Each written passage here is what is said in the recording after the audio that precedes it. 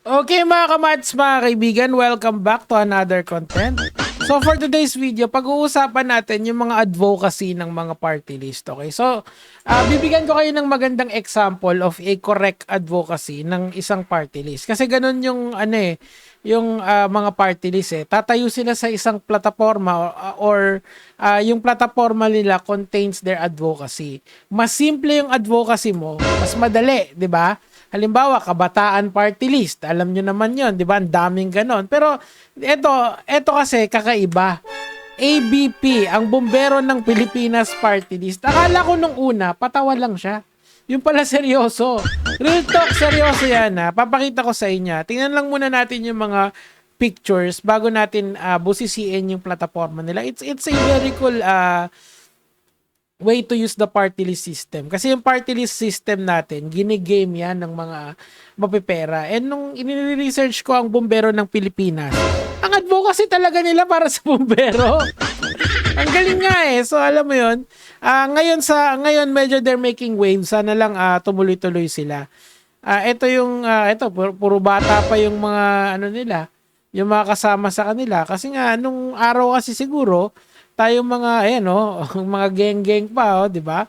So ito sila, Bombero ng Pilipinas. Ayan. So mga bata yung mga nagvo-volunteer sa kanila. Siguro there is something with fire trucks, di ba?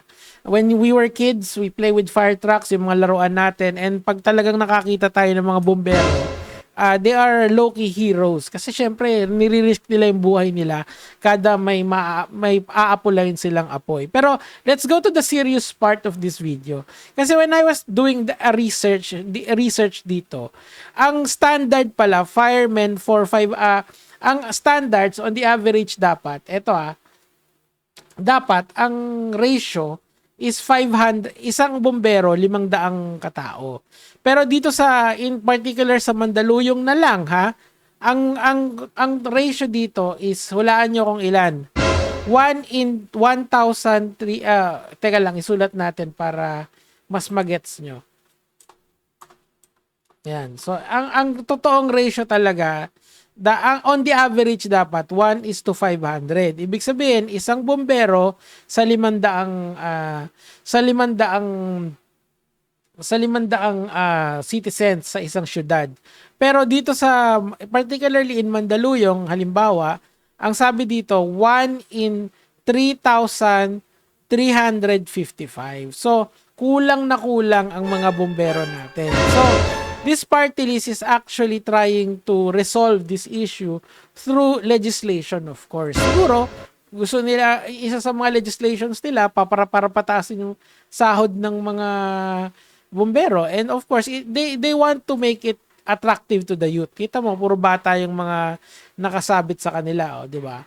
Kasi nga, alam mo yon, yung mga old school naman, hindi na kayang ng ganitong klaseng manual labor. Pero yung mga bata, if they are interested, pwede, di ba? So, it's a good advocacy, right?